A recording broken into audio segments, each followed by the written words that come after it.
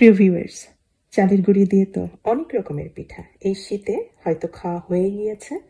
তবে আজকের যে রেসিপিটা সেটাও চালের গুঁড়ি দিয়েই তৈরি করেছে। পিঠা বলবো নাকি রুটি বলবো, সবজি দিয়ে কয়েকটা সামান্য উপকরণ আর একটা ডিম দিয়ে তৈরি করেছি খুব মজাদার চালের গুঁড়ি দিয়ে সকালের ব্রেকফাস্ট অথবা দুপুরের লাঞ্চ। আমার সাথেই থাকুন আর শিখে নিন সহজ ঝটপট এই ব্রেকফাস্ট রেসিপিটা। পাকা টমেটো, পাপ্রিকা আর ধনেপাতা, কাঁচামরিচও কয়েকটা কেটে রেখেছি। এই সমস্ত সবজিগুলি ছাড়াও আপনারা ব্যবহার করতে পারবেন। মটরশুঁটি একটু ভাপিয়ে নেবেন, বরবটি দিতে পারেন একটু ভাপিয়ে নেবেন, আর গাজর দিতে পারেন এরকম ছোট ছোট টুকরা করে। এগুলি আমি এই রান্নায় ব্যবহার করব।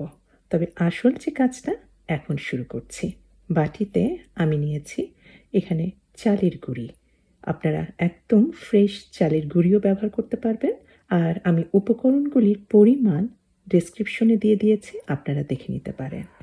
চালের গুঁড়িটা গোলানোর জন্য আমি হালকা কুসুম কুসুম গরম পানি ব্যবহার করছি। আর সমস্ত কেটে রাখা সবজিগুলি সব দিয়ে দিয়েছি। এখন লবণ, একটু হলুদ দিয়েছি, রঙটা সুন্দর আসবে। আর রসুন গুঁড়া দিয়েছি, তবে রসুন কাঁচাও কিন্তু দিতে পারেন। আর দিয়েছি কিছুটা বেকিং পাউডার। সমস্ত কিছু ভালোভাবে মিশিয়ে নিচ্ছি। আর তারপরে শেষে দিয়ে দিলাম একটা ডিম। ডিমটা দিয়েও এখন খুব ভালোভাবে মিশ্রণটা মিশিয়ে নিয়ে আমি জাস্ট 10 থেকে 15 মিনিটের জন্য নর্মাল রুম টেম্পারেচারেই রেখে দেব। 15 মিনিটের মতো রেস্টে রাখা হয়ে গিয়েছে। চালের গুঁড়ি কিন্তু কিছুটা পানি সোক করে নিয়েছে, ফুলে উঠেছে। আর এইভাবে রেস্ট রাখার ফলেই কিন্তু আমি এখন ভাজবো ননস্টিক প্যানে। এটার মধ্যে ভাজার পরে কিন্তু চালের আটার যেটা কাঁচা ভাব সেগুলি কিন্তু থাকবে না। এই কারণে কিন্তু এই জিনিসগুলি একটু রেস্টে রাখতে হয় 10-15 মিনিটের জন্য, যাতে আটাটা বা চালের গুঁড়ি যেটাই দেওয়া হোক না কেন সেগুলি যাতে কিছুটা পানি সোক করে নেয়। আর মিশ্রণের কনসিস্টেন্সি বা ঘনত্বটা দেখেই বুঝতে পারছেন কীরকম হয়েছে। মিশ্রণটা কিন্তু খুব বেশি ঘন হবে না, এটা খেয়াল রাখবেন। আর এখন আমি ভেজে নিচ্ছি। খুব বেশি তেল লাগে না, খুবই স্বাস্থ্যকর একটা ব্রেকফাস্ট, সামান্য তেলেই ভাজা হয়ে যায়। ভালোভাবে গরম করে নিয়েছি ননস্টিক প্যানটা। এখন সেই অনুযায়ী পরিমাণ মতো ব্যাটার দিয়ে দিচ্ছি। কিছুটা ঢেকে রাখতে হবে 5-6 মিনিটের মতো।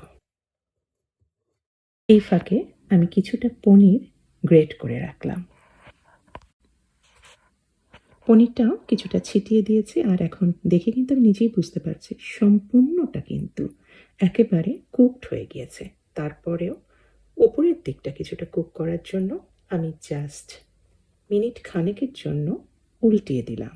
হয়ে গেল খুব মজাদার, একটু হালকা নরম। এটা কিন্তু মচমচে ধরনের না। চালের গুঁড়ির মধ্যে যে বেকিং পাউডার দিয়েছি আর যে ডিমটা দিয়েছি, এর ফলে চালের গুঁড়ি দেওয়ার পরেও এটা একটু হালকা নরম ধরনের একটা ব্রেকফাস্ট বা পিঠা বা রুটি যেটাই বলেন তাই হয়েছে। আশা করি খুব ঝটপট 10-15 মিনিটের মধ্যে তৈরি করা এই ব্রেকফাস্ট রেসিপিটা আপনাদের পছন্দ হবে। পছন্দ হলে অনুরোধ করব অবশ্যই আমার চ্যানেলকে সাবস্ক্রাইব করে আমার চ্যানেলে সাথেই থাকবেন। সবাইকে অনেক ধন্যবাদ। আল্লাহ হাফিজ।